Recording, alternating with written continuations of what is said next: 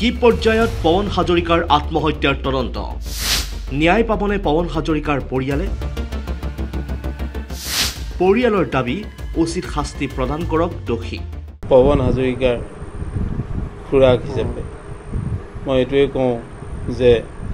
দোষীয়ে যাতে উচিত শাস্তি পায় এতিয়া কি লৈছে কি কথা মই বিশেষ একো গম পোৱা নাই নামটো উল্লেখ কৰিছে তেওঁলোকে যোজা কৰিছে নিশ্চয় প্ৰশাসনে আৰু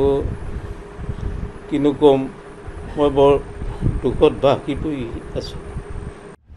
শনিবাৰে মহানগৰীৰ কাহিলীপাৰাৰ ভাড়াঘৰত আত্মহত্যা কৰিছিল এফিনিটি গ্ৰুপ অফ ইনষ্টিটিউচনৰ পৰিচালন সঞ্চালক পৱন হাজৰিকাই মৃতদেহৰ কাষত আৰক্ষীয়ে উদ্ধাৰ কৰিছিল এখন আত্মহত্যাৰ টোকা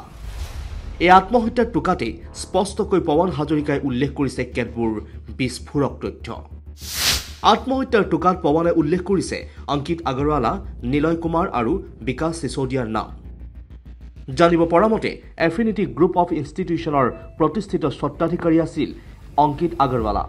পৰৱৰ্তী সময়ত অংকিত আগৰৱালাই এফিনিটি গ্ৰুপ অফ ইনষ্টিটিউচনৰ দায়িত্ব দিছিল লখিমপুৰ ধলপুৰৰ পৱন হাজৰিকা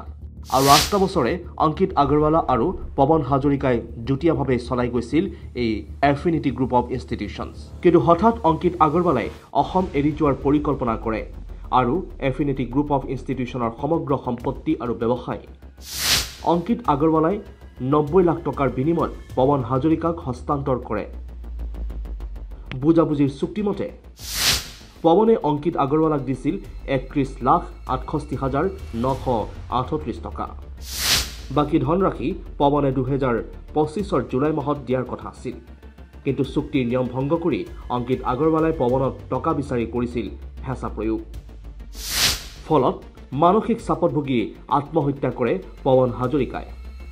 কেৱল ইমানেই নহয় পৱন হাজৰিকাৰ পিতৃয়ে উল্লেখ কৰে যে অংকিত আগৰৱালাই পৱন হাজৰিকাক বিভিন্ন ধৰণেৰে ভাবুকি দিয়াৰ অভিযোগ উত্থাপন কৰিছে পৱন হাজৰিকাৰ পিতৃয়ে আৰু কথা হ'ল কি আমি ন্যায় পাব লাগে কথাটো যাতে পোহৰলৈ আহে কি কাৰণে মানে ইয়াত হত্যা কৰিবলগীয়া হ'ল অলপ মানে ব্যৱসায়িক হেৰিয়াত যেতিয়া বস্তুটো গুচি আহিলে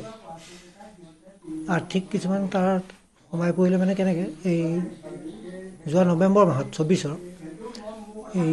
অংকিত কুমাৰে মানে এইটো বাদ দিবলৈ বিচাৰিলে এফিনিটিটো কাৰণটো দেখুৱালে মানে দেউতাক ঢুকাইছিলে দেউতাক ঢুকোৱাৰ কাৰণে সি প্ৰায় এমাহমান ঝাৰখণ্ডত আছিলেগৈ ঘৰ ঝাৰখণ্ডতে সি ক'লে যে মা অকলশৰীয়া হ'ল মই এতিয়া দুইটা চলাব নোৱাৰিম গতিকে মই তালৈকে যামগৈ তাতো যথেষ্ট কাম আছে তাৰপৰা সেইকাৰণে মানে গোটেইখিনি বস্তু দুভাগ কৰা হ'ল আৰু গৈ পেলাই তাৰ ভাগৰখিনি পইচাটো দিবলগীয়া হ'ল সেইটো এটা সময় লৈ ল'লে সেই সময়টোৰ ভিতৰতে যেনিবা অহা জুলাইলৈকে সময় আছে সেইটোৰ ভিতৰত যেনিবা পইচাখিনি তাক দি দিলে গোটেই ইনষ্টিটিউটটোৱে ইয়াৰ হৈ পৰিব গতিকে ই ইয়াত MD হিচাপে এতিয়া চলাই আছে চলাই থাকোঁতে মানে সিহঁতি কৰিলে কি